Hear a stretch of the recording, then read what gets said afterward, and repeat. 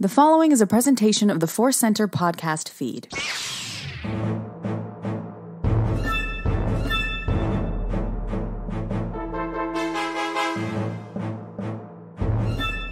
From the center of the galaxy, this is a ForceCenter podcast feed. I'm Ken Napzok.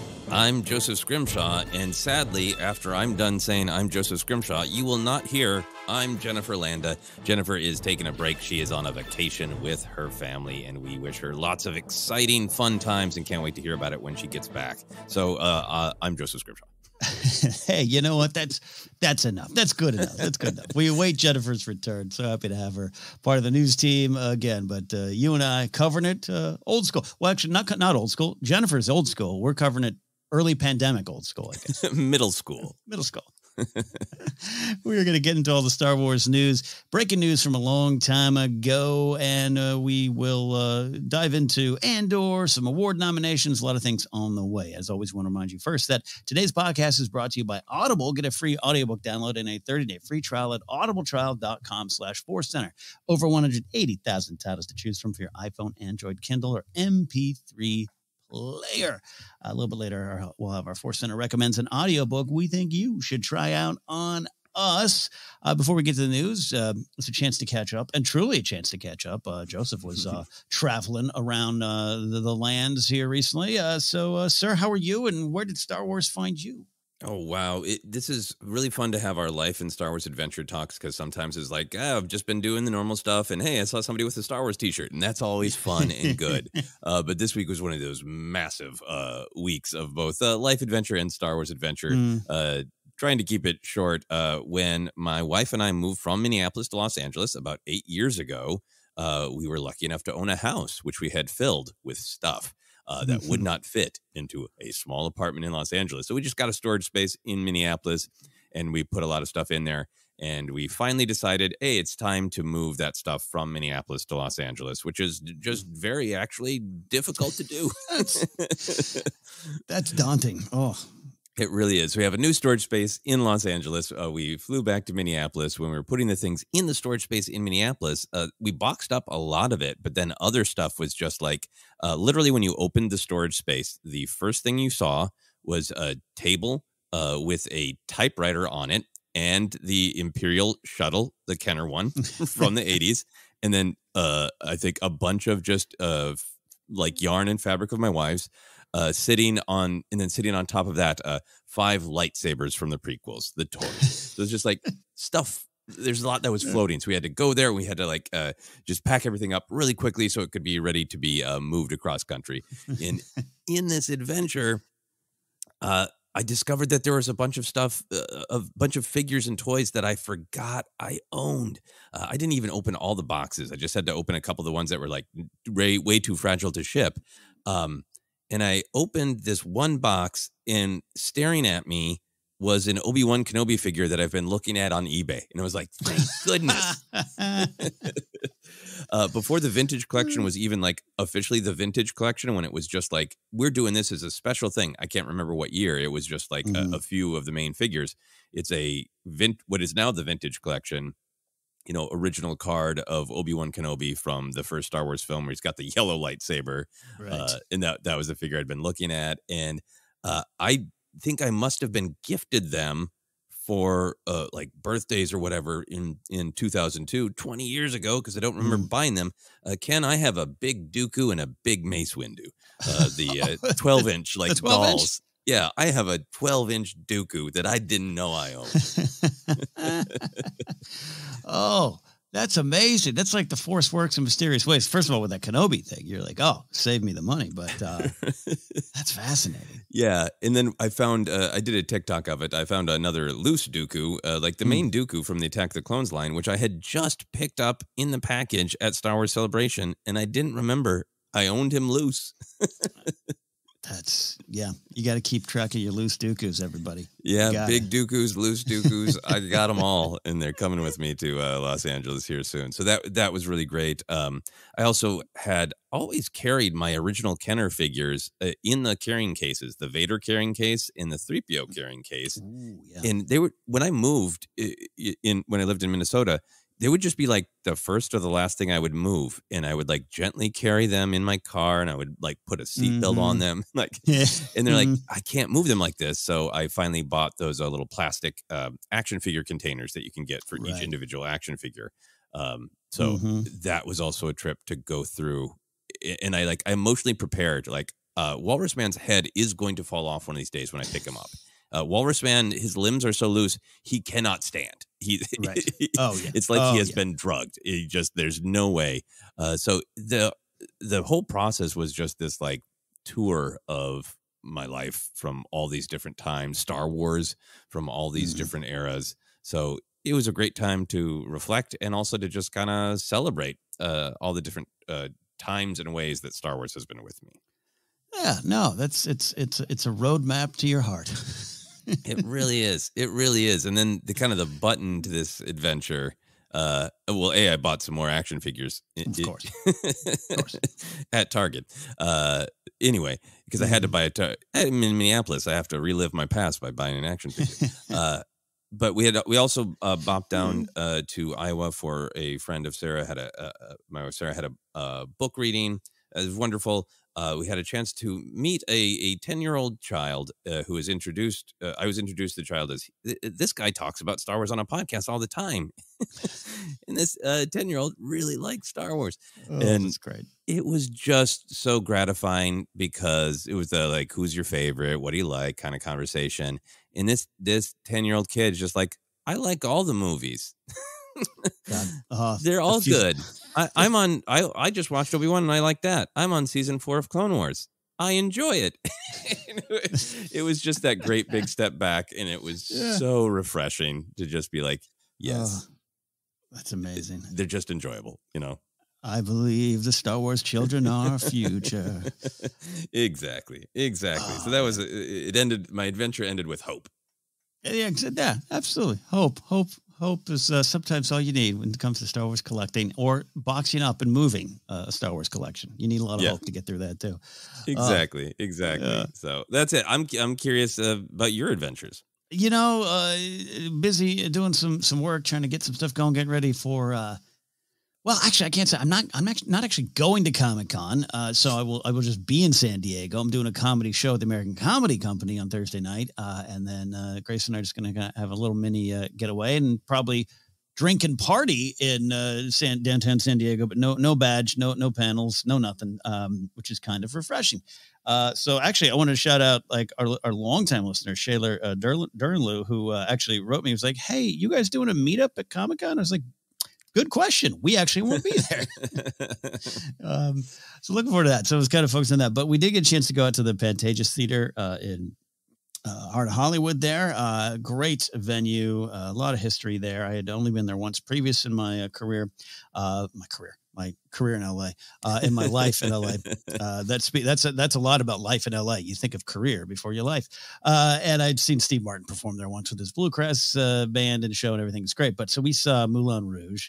And of course, you know, online, I have to make an Obi-Wan and Satine joke. I mean, it's just a prerequisite, but, yeah, a lot of fun and you know, no direct Star Wars to it, but I am a fan of the movie, and it just got me thinking that that movie's over 20 years old now, and how awesome it is that we have Ewan McGregor getting to be Obi-Wan Kenobi some 20 years or so later from the last time he had worn those robes. And I was sitting there enjoying the music. They've added a lot of new music because the movie again came out in 2001. So now we have a lot of Lord, Gaga, Beyonce in the show, and it's great and it's fun. And you're tapping your toe and singing along when you can under your breath. I wasn't singing loud. But then I was thinking of Kenobi. And what a pleasure it was. What a joy it was to get this series all these years later. And Ewan McGregor being such a wonderful performer. And at the range, you know, at the time he's Kenobi, he's singing in Moulin Rouge. He's also in a great little movie I love called Little Voice with Jim Broadbent and others. Came out in 99, 2000 range. So yeah, it was a little reflection on the talents of Obi-Wan Kenobi himself. Oh, that is really, really great. I remember, I had friends who were so into Moulin Rouge, and I really enjoyed the film. But some friends who are really into tragic romance. Yes, Tragic romance is my Star Wars, and just being. I think Ewan McGregor kind of being so curious and trying different things is one of the things that has always made me enjoy his performance as Obi-Wan Kenobi, because I think all that sort of life perspective filters into the character. So I think that's great that you can go see a musical that Ewan McGregor isn't even in live, and it still makes you think of Obi-Wan Kenobi. It is. And the final note on that, you said some great stuff on McGregor there, because it's like, and he's said it a lot in interviews lately in the promotion of Kenobi of, it's kind of crazy, I'm paraphrasing him, of course, but it's kind of crazy having Star Wars, because at the time I was like an indie actor. I was, going into a big franchise, doing Star Wars. I loved it, but I don't know. It was kind of it was a brave or weird choice for him. And so it is a reminder. We truly got this wonderful performer, but at the time, I mean, Trainspotting, I think his name was so in our minds, but it is still kind of a little bit of a left field pick at the time, and a big one, and all that Rick McCallum gum chewing joy overcasted it was worth it. At big risk, so. It really was, and we look forward to the announcement of possibly more Kenobi, or celebrating the Kenobi we've got.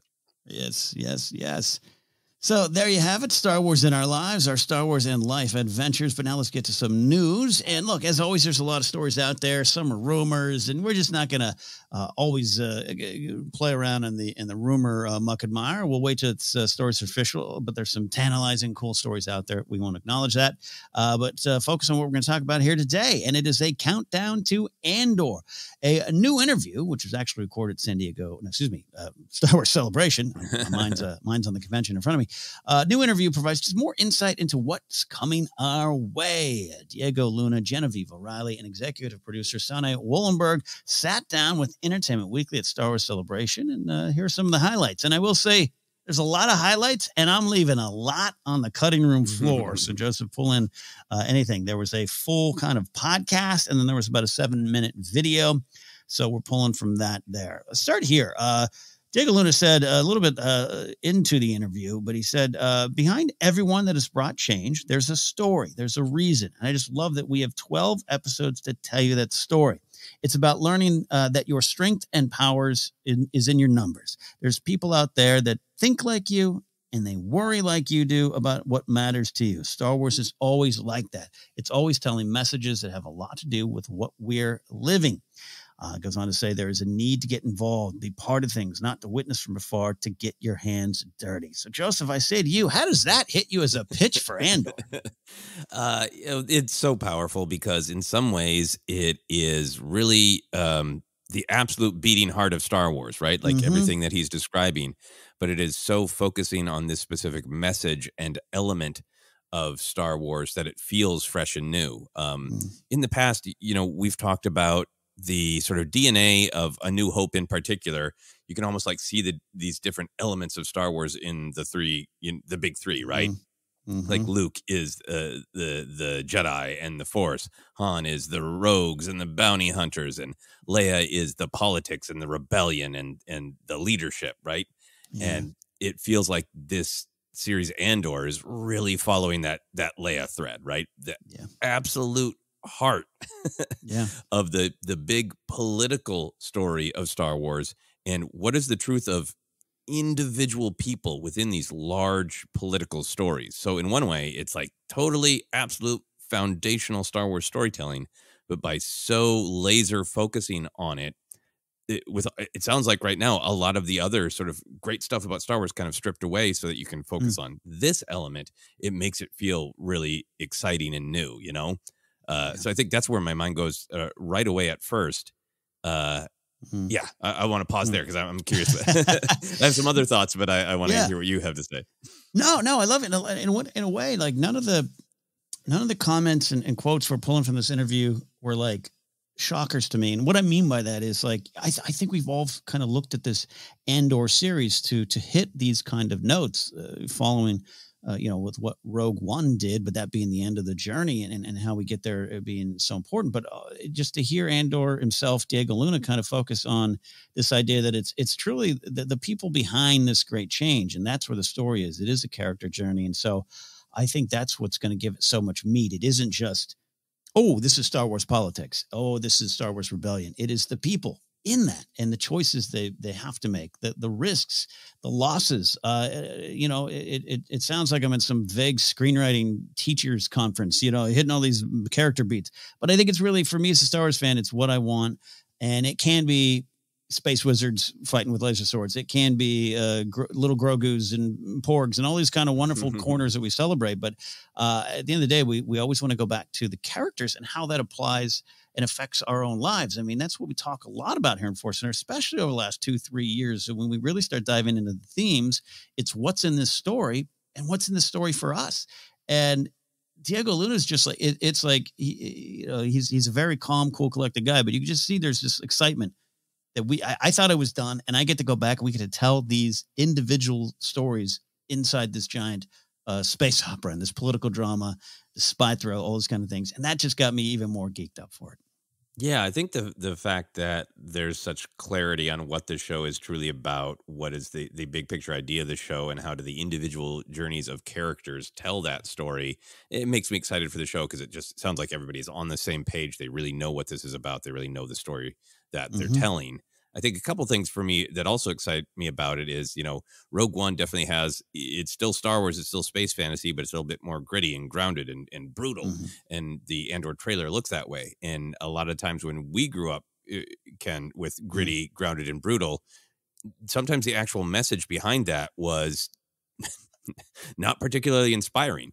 But it's great to know that this show is probably going to be gritty, grounded, brutal, but all in the service of moving the characters away from cynicism or nihilism to hope, to taking action. And I think that's what's really inspiring about it. I've always loved, and I know I'm not alone, the Rogue One quote from Andor, I've been in this fight since I was 6 years old.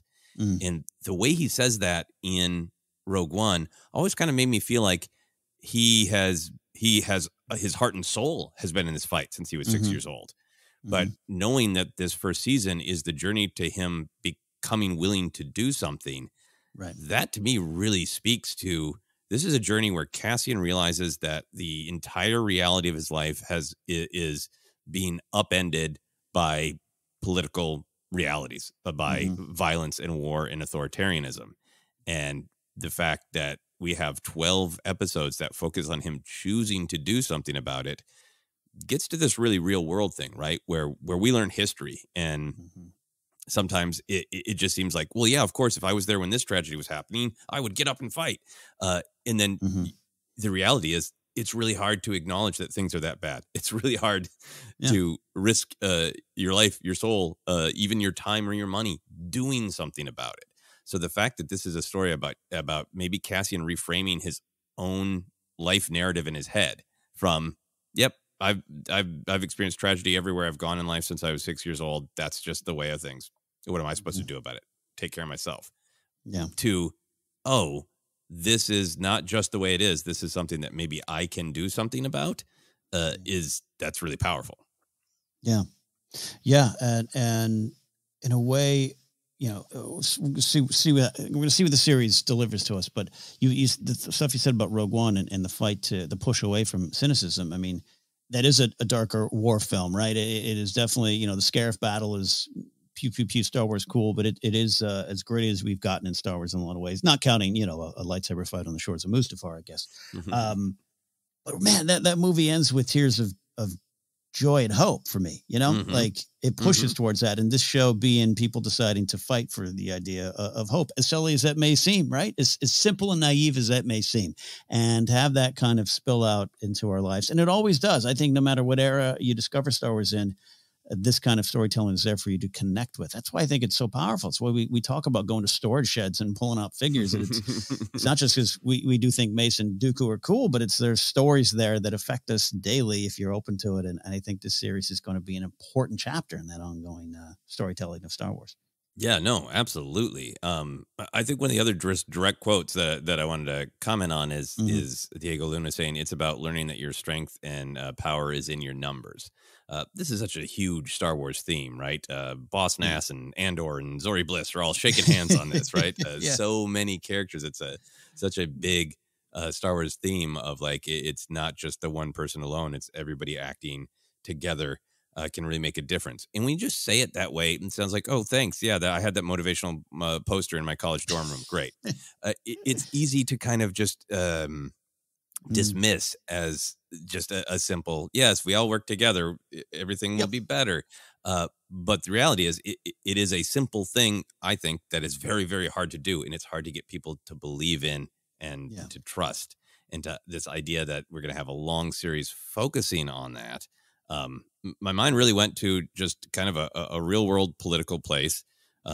We've talked about this show looks like it's going to be pretty blatantly political, and it might invite a little bit more blatant political discussion from us.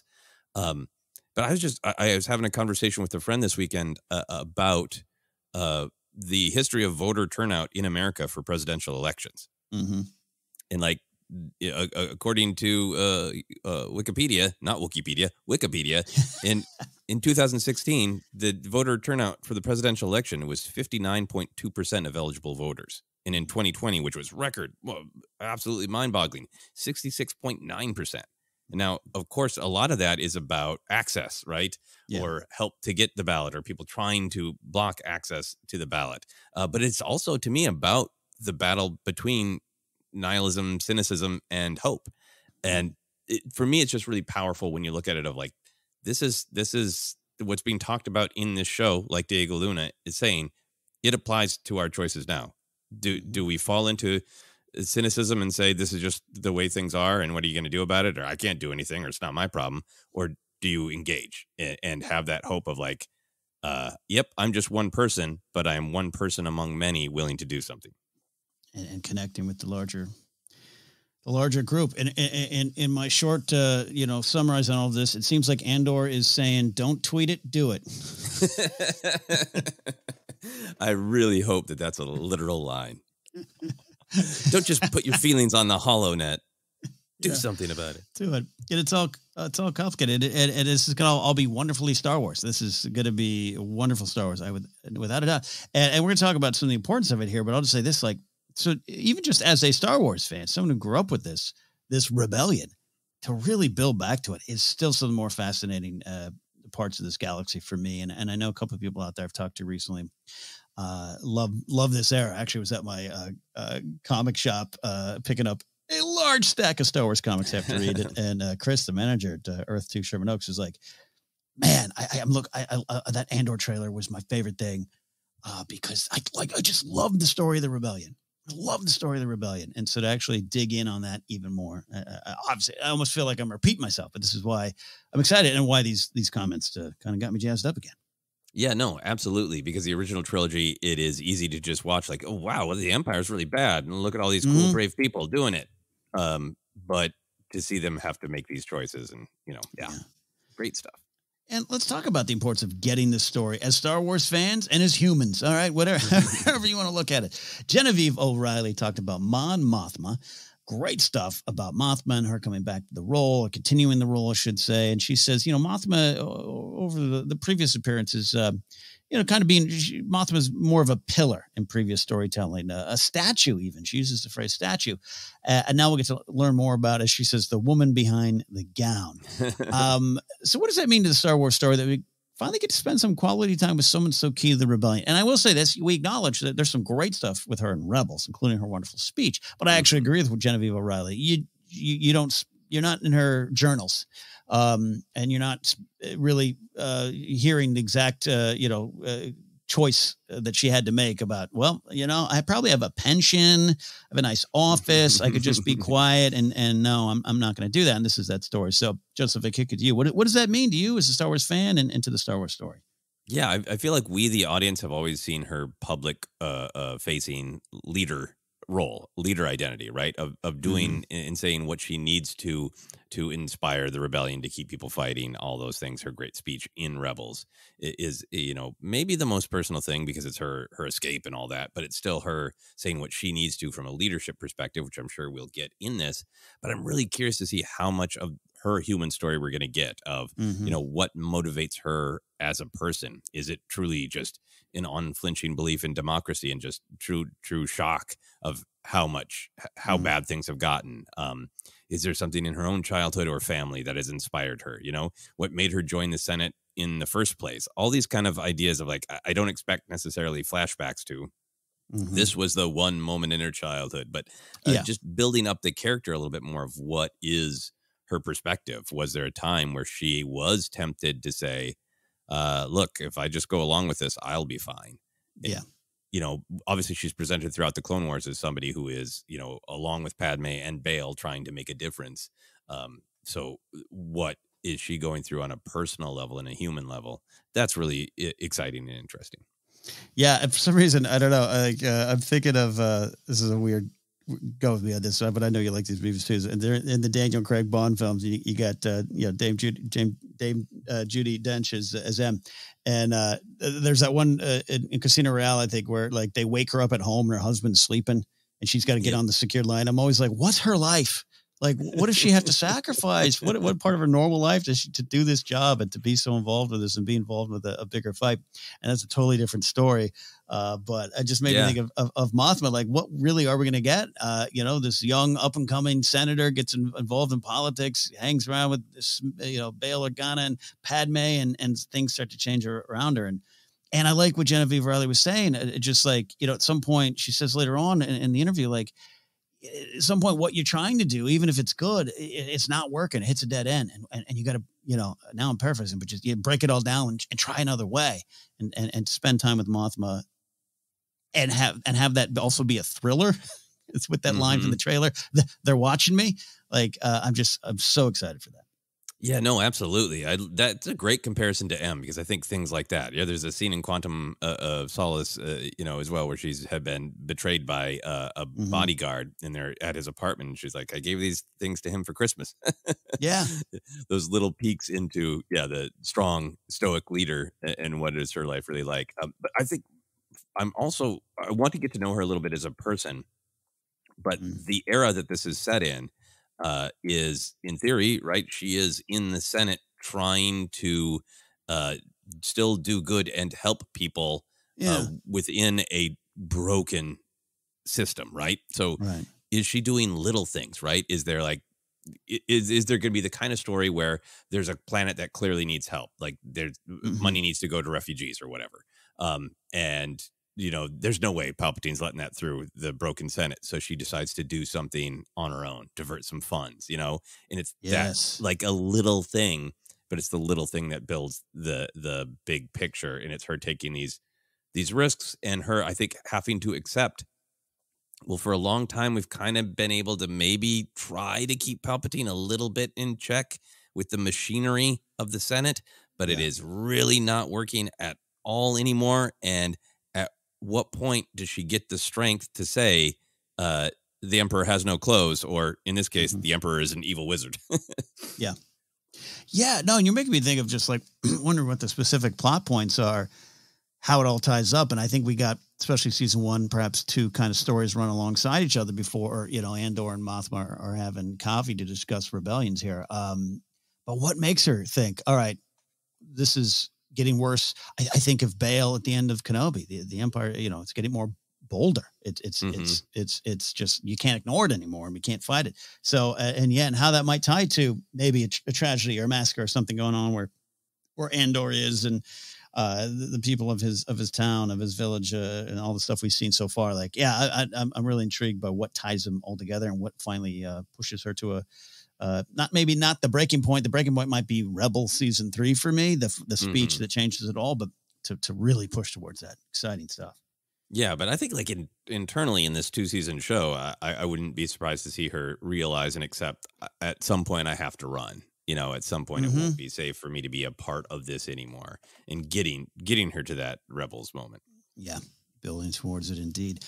Diego Luna said in response to O'Reilly talking about Mothma's journey, if you hear that, and by the way, this interview is great because they both are just building off each other, and you got the executive producer there as well. But he just says, if you hear that, it's not about what happens, it's about how it happens, and that's an amazing approach to storytelling. And then if you're okay, Joseph, I'm going to read a couple of these quotes here.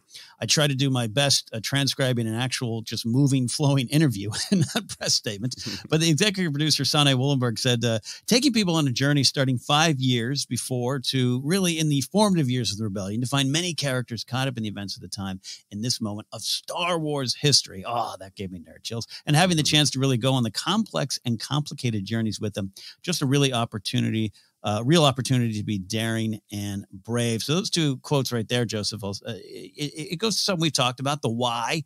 Luna says how, but I think that's kind of, the same kind of approach. We kind of love that stuff, and there's great value. And I don't say this to like poke at the bear, the folks who might write off this series of, well, we already know what happens to him.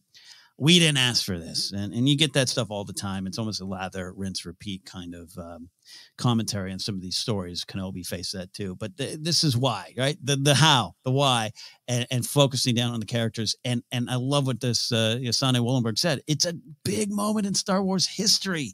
And that's why I think this show has a potential great value.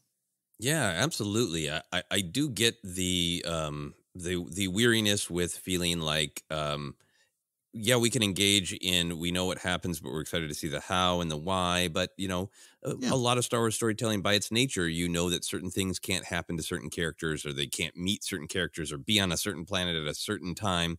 And I think what's exciting to me about this story is because they're introducing lots and lots of characters. I mean, what do we truly know about characters? We know that Cassian and Mon Mothma can't die. Yeah. We know that the rebellion can grow, but with all these new characters that we're meeting in Cassian's life, does Mothma have a partner of any kind? Yeah. We don't know what happens to those people. So there's that literal, visceral. We're going to meet people that I think we will learn to get attached to. They will be intense political spy thriller situations, and I can imagine some like great moments of like, we met this new character and we truly don't know if they're going to be the kind of character that ends up, hey, they were at Andor too. Or if they're going to die 5 years before Rogue One. We really don't know the journeys of a lot of the characters. And I think that's going to make it even more compelling as a spy thriller. Yeah, no, and there's going to be dots to connect, and the big are they going to retell the Cassian meeting K2 scene from the comic, the one-shot comic years ago, or redo it? Dare I say? There's all that kind of stuff, but yeah, I think you're right. Just spending time with these characters and adding. I just love, as much as we love studying themes and all that stuff around here, I've always been a fan of just the history. It's a living document, and I get to fill in blanks on the parts of the story I don't know, and that's where my excitement really goes with stuff like this there. And I also loved she was the EP was pulling in parts of Tony Gilroy and his approach and everything, and I love that she used the words complex and complicated, and that really just makes a lot of sense for this time where we've already seen a little bit of characters along the way of the Empire, the trains are running on time, that kind of approach. There's that, and then there's little Leia alert. Like, I thought the Empire was supposed to help us, and that was a valuable part of her journey and her seeing the galaxy and the truth of it. I think we're going to see a lot of that, and who along the way talking about how and why. Maybe Mothma is alone on this island, other than Organa, or maybe there's a new senator that emerged. Maybe we get a younger Noah Jabel who's like, nah, things are great. Senator Pamela, like all those kind of characters, are just like, and not just, and it is, to me, I'll say this, it is simply good and bad, Empire and fighting the Empire, but along the way, those who are fighting the Empire, how they're dealing with that and how they're justifying what they're doing or what they're not doing, I think is part of the complicated journey we're about to get here. Right. I mean, I think it's just so exciting to think like, does she have a spouse? Does she have family on Chandrilla who are like, we're in a position to believe the Imperial propaganda, right? The Clone Wars were awful. They're presenting a strong fist to the galaxy. It's defense, and it's keeping everything fine. Versus seeing the people in Andor's life who are directly suffering from the truth of the Empire. That just makes it fascinating to have like really, really difficult decisions for all these characters, complex and complicated. Complex and complicated. Diego Luna added, even though it's called Andor, it's about a revolution. It's an ensemble. It's about a group of people. It's about community. You'll have the chance to meet many characters you do not know and visit places you do not know existed in this galaxy. So, Joseph, often we hear some pushback. Again, here I am, slightly poking bears. I get it. But we hear some pushback on the titles of Star Wars shows. And when other characters show up in those stories and, serve the story of the main character, the cameo versus just a character in an episode, all those kind of debates, which we get. We understand a lot of the conversations around them. And I'm like you too. I'm excited for some brand new stuff like Acolyte and I love the High Republic stuff where it's an era I'm not familiar with. But going back to this stuff, how do we like going in knowing that this is an ensemble with one name on the title card? Does it make us feel better and different, good, more excited? Where you go with that? I am excited to see interviews where they are just saying it, where at least Diego Luna is just saying it, because that is certainly the truth that I felt in the trailer, right? I so loved our experience of being at Star Wars Celebration, but not being able to get in the actual panel, and then everybody in line trying to get in the panel. Listening to the Andor trailer, just slightly syncopated from one another. So you heard the time grapplers chime slightly and everybody oohing and ahhing over different bits. And I remember that was one of my first emotional reactions. This Andor trailer was amazing. Yeah. Wasn't a lot of Andor in it. And I'm totally fine with it. I really don't want those kinds of those mindsets of how we're going into the shows to distract from what they are.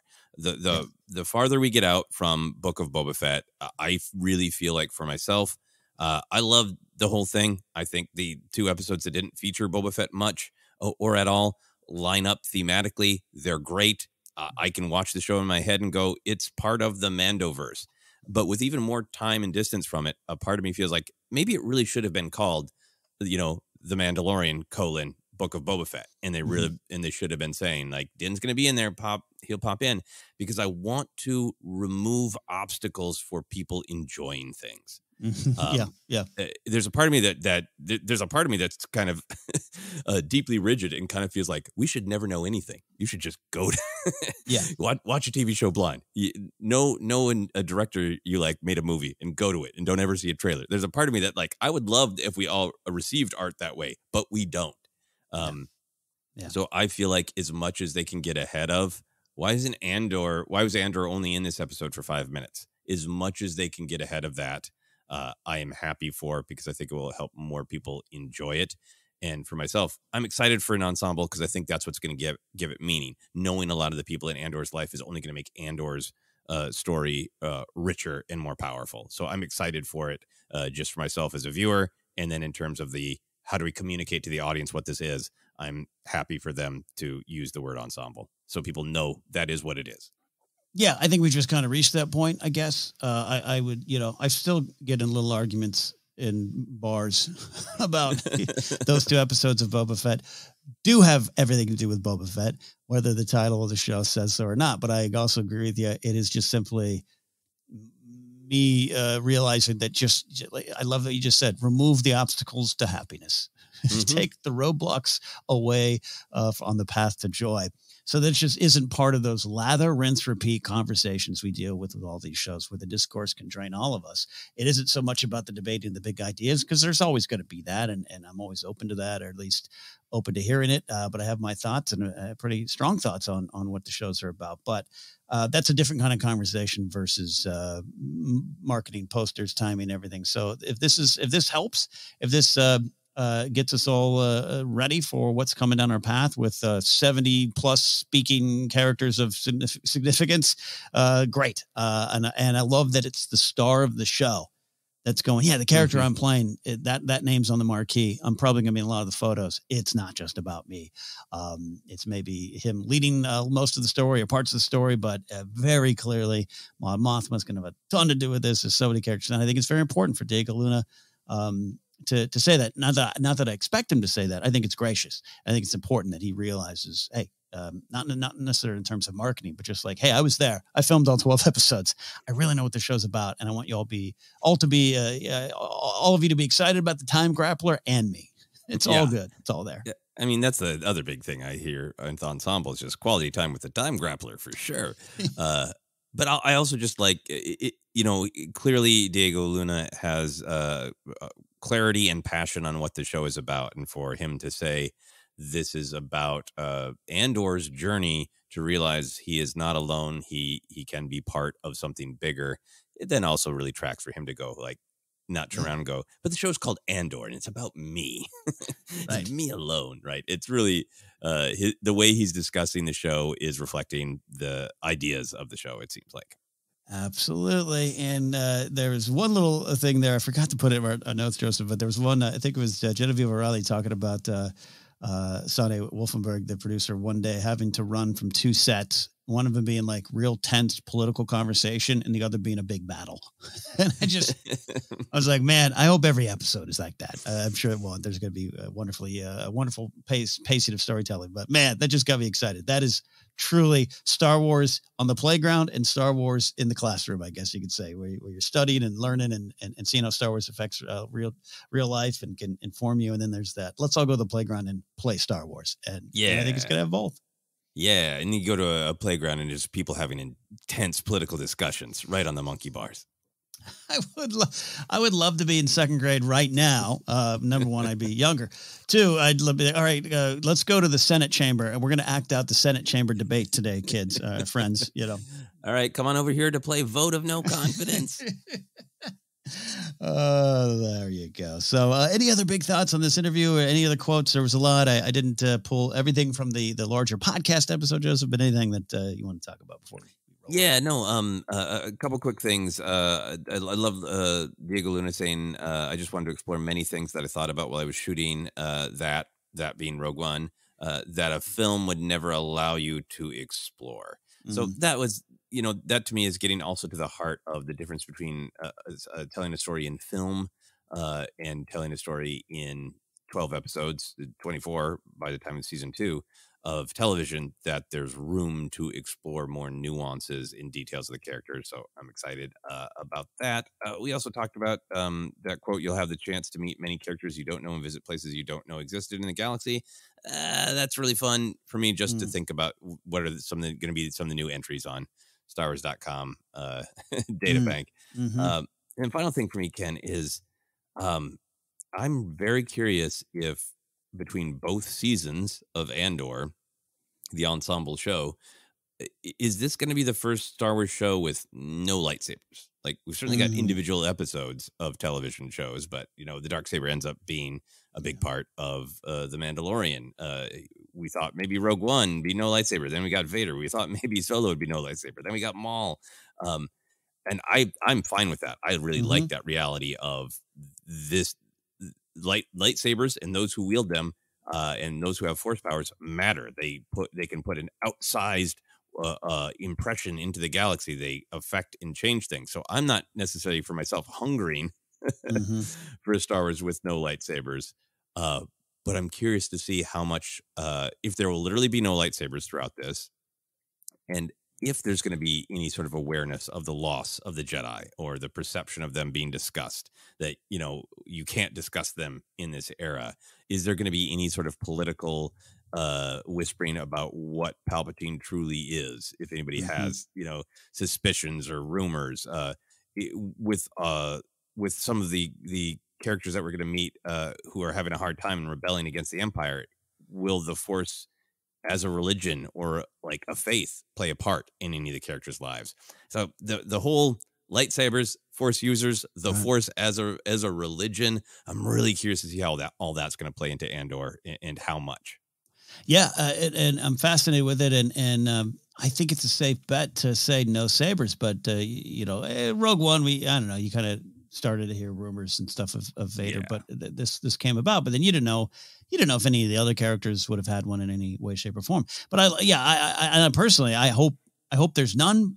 But I do hope there's references, something like kind of what you're saying of feeling the loss of no Force users, no Jedi, no Force wielders in this galaxy to help, and how there's different views on that. Well, of course, because they screwed us. Oh, of course, this and that.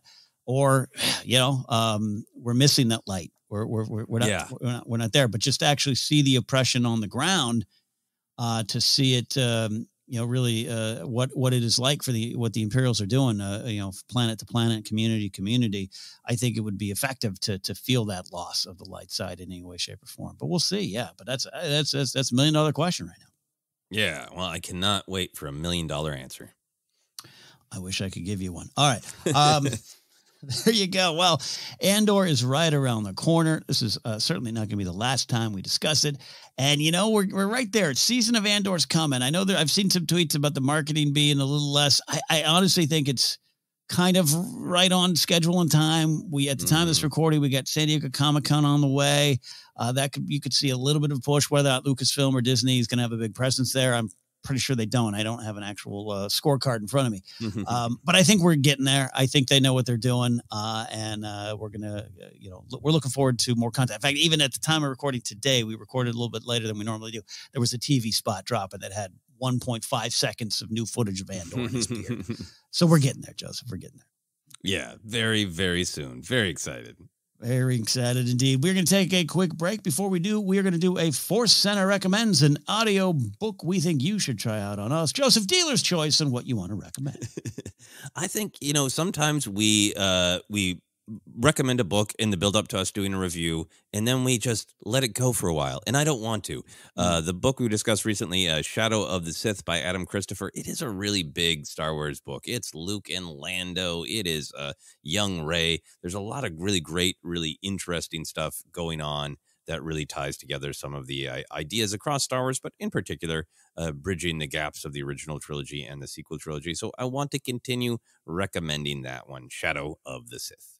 Great choice indeed. Great choice indeed. We appreciate Adam Christopher listening to our review and referencing our David Bowie jokes on the deep dive there. To download your free audiobook today, go to audibletrial.com/ForceCenter. Again, that's audibletrial.com/ForceCenter for your free audiobook. After this quick break, we'll come back with more news here on ForceCenter.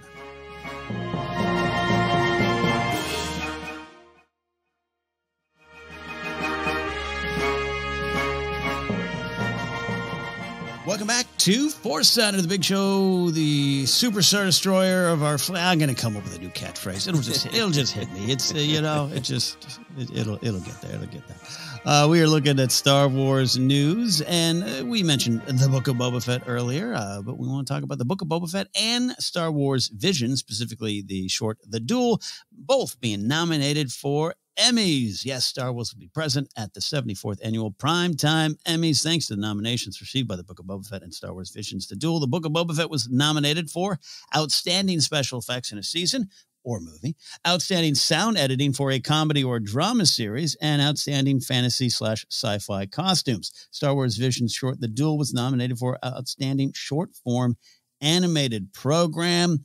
Star Wars and awards have an interesting relationship. They've always been present. Sometimes they don't get acknowledged, especially the movies, as much as maybe we'd like. A lot of the special effects stuff and the post-production teams, they get nominated or recognized. But it's always nice that Star Wars gets some kind of recognition, Joseph. So thoughts on these award nominations? Yeah, no, I'm always happy for them. And it is always a back and forth battle. In some ways it is. Star Wars was this great tapping into big myths and all that. But it was also George Lucas updating B-movie serials. Yeah. And some of that just cultural battle with is it to be awarded? That stuff is always going to go on. So it's always great to see any of the great talent going into Star Wars being rewarded. These particular nominations, particularly the episodes, were really interesting to me. I was really excited about the sound editing award, specifically from Chapter 6 of Book of Boba Fett, one of my very favorites, From the Desert Comes a Stranger. And that just made me think like, oh, Cad Bane's blaster sound finally getting some nods. all the sound, editing design of all of those great meditation and training scenes with Luke and Grogu on the planet we now know as Ossus. I just really thought about those from that specific episode that's being nominated, and it made me excited that would be rewarded. And also the visual effects, right? We've been talking a lot about that with some people being concerned about the Obi-Wan Kenobi effects not being, necessarily up to par. I thought the effects in Book of Boba Fett, as soon as I saw a visual effects award, I was like, yeah, he wrote a Rancor, and it was great. Yeah. And it worked for me. And I believed Boba Fett was riding a Rancor. So I'm glad that is being nominated. I'm with you on that. No, I think Book of Boba Fett had some real wonderful stuff in it, the way it looked and everything. And as someone who often brings up the volume and thoughts on it, I will have to cop to really enjoying a lot of the big ideas that were and how they were executed in the Book of Boba Fett. So it's exciting to see Star Wars nominated on any level. I love the nomination of the Duel, only because it just, continues to shine a light on an interesting, and I think at times I would describe it as an important project, Star Wars Visions, and looking forward to more of that. And that was the Duel specifically, was a beautiful piece of storytelling. So I love seeing it get that nomination as well. Yeah, absolutely. It is just a beautiful short all by itself, which I think is the great design of that, and the color scheme and everything is great in the Duel. So very excited for that. But let's focus on costumes. With all this talk about effects and the volume, of which, again, I admit to being a large part of that conversation, good or bad, I think we can overlook the glory of Star Wars costumes sometimes. And so let's see that it got nominated for Outstanding Fantasy Sci-Fi Costumes. I love that. So did you have any favorite Book of Boba Fett costumes? And I'm trying to think, you and I got to go watch that, walk through that Mandalorian experience, which included the Book of Boba Fett at Celebration, and all the pictures we took there. But yeah, anything stand out to you? Yeah, I think the nomination was specifically for the first episode of Book of Boba Fett. Yes. So when I saw the nomination, I was like, which episode? Because I feel the costume designer should get 18,000 awards for the Tuskens in particular. Yeah. I think the Warrior in particular is just an amazing, great costume. But to take the visual of the costumes of the Tusken Raiders and to give them different varieties, stay in the tradition, but give this entire group of the Tuskens their own identity. And then within the tribe, give the individuals identity that befit their station. And one of the things that I went on and on about with Book of Boba Fett of really enjoying how, especially in those early episodes, Boba Fett could see the different times of his life and possibilities of his identity reflected in the Tuskens. So to see the way the leader, the warrior, the child were garbed and have that give so much meaning and identity for those individual characters, but then also how Boba Fett saw him. I just kind of can't say enough about how much I love the Tuskens costumes. And so that's a part of what the nomination is for, since it's for that first episode. But also to answer your question in general across the whole series, Cobb Vanth, talk about just Star Wars simplicity, right? This is back to, do you know who Han Solo is? Yes, he wears a white shirt and a black vest. That is Han Solo, and it is cool, and he has stripes on his black pants. Like, it's so simple that a child could describe it to an adult who doesn't want to hear any more about Star Wars. And Cobb Vanth has that like classic, like, he has a red shirt. A scarf. He has a handkerchief and it is at this angle. But then, the armor, the flare of orange on Fennec Shan's armor, just kind of endless cool looks. Yeah. That are of the Star Wars tradition, but particularly in this Mandoverse really fit into the Mandoverse too. So I just think it's awesome that this costume designer is being celebrated. Yeah. And let me insert controversial reference to the mods right here. We're there. They were totally different and totally. I'm not talking about the speeders. I'm talking about them themselves. I like the look, and it was a different generation and all that. And you're right to point out, this was specifically for episode 1, even though this will get celebrated as the entire show. I thought it was about episode 1 and Boba Fett's jumpsuit. That it was just like, look at that. It was just a jumpsuit, but no. You're so right. I mean, the choices behind the Tuskens were just home runs every time out, and what they were trying to do and what they wanted to do, and taking a a piece of Star Wars lore that's been around since 1977, and really just not just expanding in terms of story, but in terms of look and building upon it and giving them their own identity. It was without a doubt valuable to what they were doing with that stuff. And so it makes a lot of sense. As far as overall stuff, I mean, this is, you got a lot of armor. You're out in the desert. You're fighting Tatooine sand monsters and all these kind of wonderful things. I want to continue to shout out one of my favorite characters, Garsa Whip, who just absolutely brought elegance to the desert, and just the gowns and seeing those gowns in person at the Mandalorian display. And you and I were talking about all the outfits, all the costumes, but especially around those gowns, of people taking real close-up pictures of the fabrics and the designs and everything, so they could help in their amazing cosplay cosplay efforts. Garsa Whip just continues to stand out for a lot of reasons, and I think one of the reasons is her elegance in this brutal world, and what she represents, and what she the potential of the character. That might have been lost a little with her death. That I get, but she is there and there to be celebrated. So that's part of my favorite costumes in Star Wars. Absolutely, and I think it's great to point out Garsa Whip, because there is this thing in Star Wars where sometimes the characters are like cartoon characters, and you don't own anything that isn't that jacket and those pants. And I assume you change the shirt sometimes, Han Solo, but that's what you wear, period. And then you have characters like Garsa Whip, who's like, I have a different dress every time I appear, which I think I registered, but it really hit me hard when we saw all of her gowns at that great exhibit. Mm-hmm. Yeah. Good stuff. And a lot of great designs, even some comical ones with the major domo to the mayor, all that kind of stuff. Just really good Star Wars stuff. So we wanted to take a moment to congratulate everyone involved on these teams who got nominated for both the Book of Boba Fett and the Duel from Star Wars Visions. There you go. Any final thoughts on that, Joseph? No, I just hope that we get to have a news section where we're talking about the nominations that were won by Book of Boba Fett and the Duel. Yes, and we'll keep you updated, of course, if that happens. I don't know if anyone watches the annual Primetime Emmy Awards anymore, but we'll see. Back in the day, there was appointment television for a young film student like myself, a film for Emmys and Oscars, studying it all. That is our look at Star Wars news this week. As I said up top, as always, there's a lot of fun stories out there, things that we'll talk about when they become more official, so stay tuned here. Before we leave, we want to talk about this week in Star Wars history, looking ahead to Star Wars past.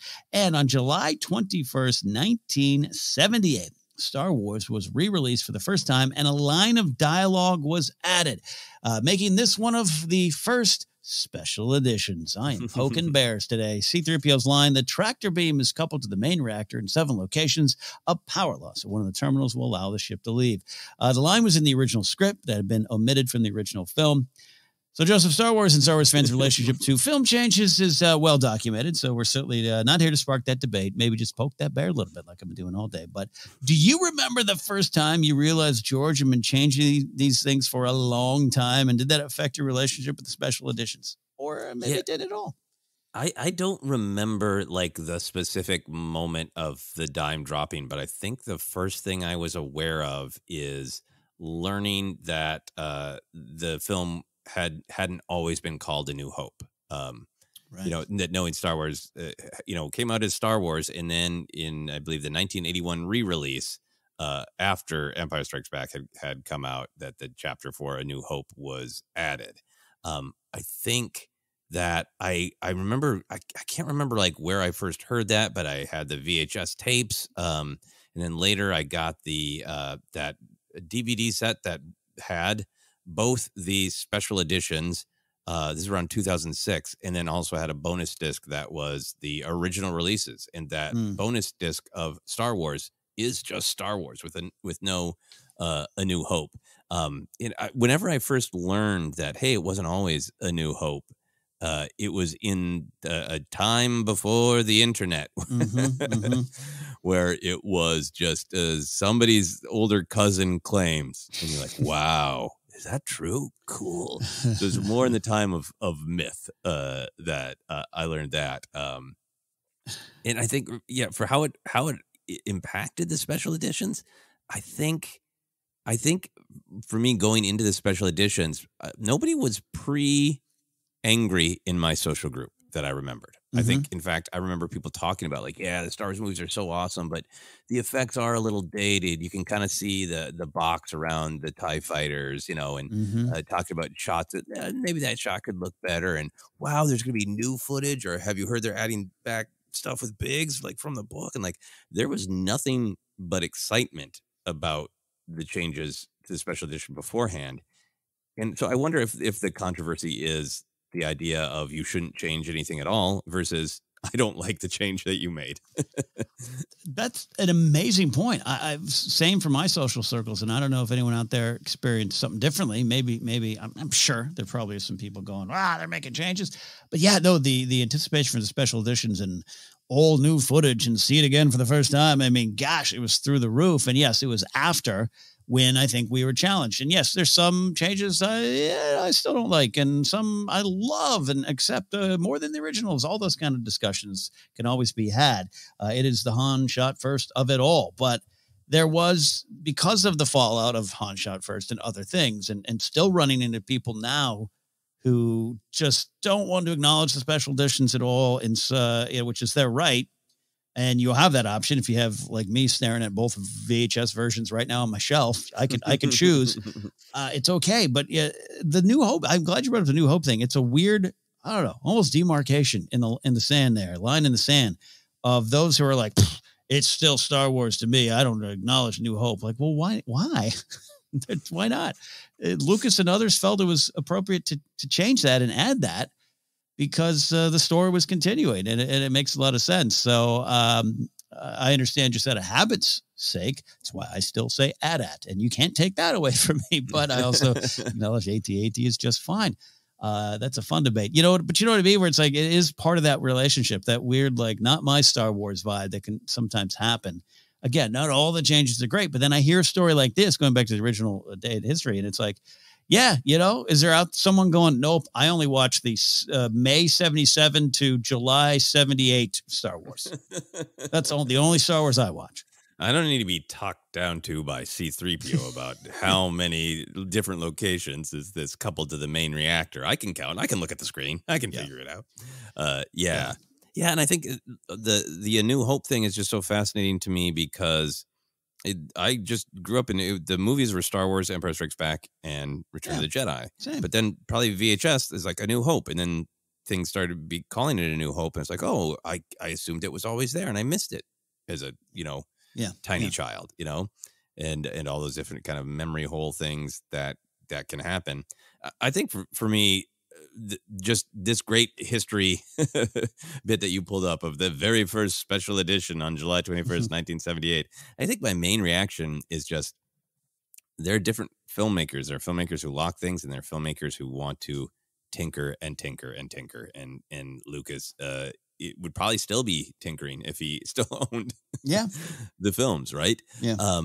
And I think I'm just kind of like, I'm totally okay with that. I feel like filmmakers, it is yours, change it all you want, but I would also like access to the historical document. I to me, it is a best of, it would be best to have both, right? To say, this is my version, this is the version, but also, if you want to see for history's sake, the thing that was made in this moment and is frozen in time, you can have access to that too. I think that's where I ultimately come down on it. Yeah. And I'm with you on that too. I like kind of seeing it. To me, it's sometimes amusing. And I think, this is an official This Day in History from StarWars.com that I pulled this from, but we shouldn't forget that Chris Taylor in his book, How Star Wars Conquered the Galaxy, talks about how opening weekend George changed some audio because he didn't like the sound in the theater or something. Something sparked. Like, the details now escape me because it's been a few years since I read the book. Yeah, and that even then kind of made me think of like, well, so it wasn't 1997 that he just decided to make changes. So and there's a whole thing about adding more clarifying shots to the end of Empire Strikes Back because there was confusion about which ship Luke and Leia were on. That they shipping out new things. I remember in 2002. I tried to Google this to make sure I had it right, but some of it, this is from my memory, that like if you were seeing a digital projection of Attack of the Clones, there were some last minute changes of like seeing Anakin's mechno arm hand that weren't in the printed film versions of Attack of the Clones because Lucas couldn't get him changed fast enough. Like, so obviously that's after special edition, but just like this has always been a thing, right? Yeah. For better or worse, it's always a thing. But fascinating stuff. Looking back, July 21st, 1978. Where were you? I was 1.5 goo and goggying my way through the world. There you go, my friends. That is our look at news and Star Wars history this week. We are the Force Center Pod. We can be found on Twitter at Force Center Pod.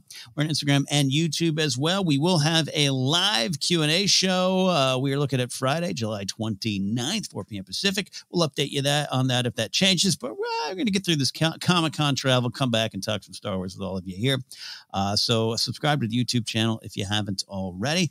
We can be found on Acast, iHeartRadio, Apple Podcasts, and more. If you're on Apple Podcasts, hey, give us a rating and give us a review if you want. Merch available at tpublic.com/user/ForceCenter, patreon.com/ForceCenters where you can support us. And from there, you can get into our Discord server. We're going to have a conversation with Force Center friends every day. As for me, you can follow me at Ken Napzok. Go to my website, kennapzok.com. The off chance you're listening to this before July 21st, just a couple days away, we'll be doing the Mark Ellis and Friends comedy show at the American Comedy Company, and then a big show in Burbank on July 30th at Flappers with Jake Lewis and his gang of comics. So I'll be there as well.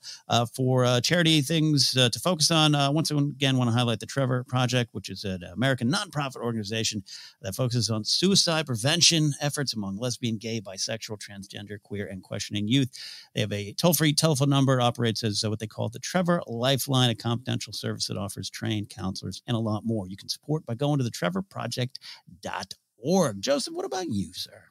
Yeah, you can find me on all the social media. Twitter, Instagram, TikTok is at Joseph Scrimshaw. I'm sure I will continue to post about some of the action figures I discovered that I own and some of the new ones I'm buying. I got some exciting things to share. You can go to my website, josephscrimshaw.com, for links to all of my other comedy adventures, past and present and future. I will be at the great convention in Minneapolis, Convergence, in August. I'm doing a brand new stand-up show called Joseph Scrimshaw versus Emotion. So if you're going to be at Convergence, come see the show and say hello. And that is it for me, Ken. But I also do want to continue to promote Vote Forward. It is an organization where you can write letters to other voters, encouraging them to use their power. And I think it is really important that we all use the power that we have to try to make the world be the way that we would like it to be through the system that we have. So that's votefwd.org. I think Mon Mothma would agree and say we could continue to look for ways beyond it as well, but it starts there. So great stuff as always. And I'm always a big fan of your stand-up show titles. Joseph Scrimshaw versus Time was one of my favorites. No Fear, No Emotions. That's great. Check that all out. Thank you all for listening. So for Jennifer on vacation, having a great time, for Joseph, for me, and Diego Luna, as Cassian Andor. This one's for you as well, my friend. We'll see y'all. This was ForceCenter.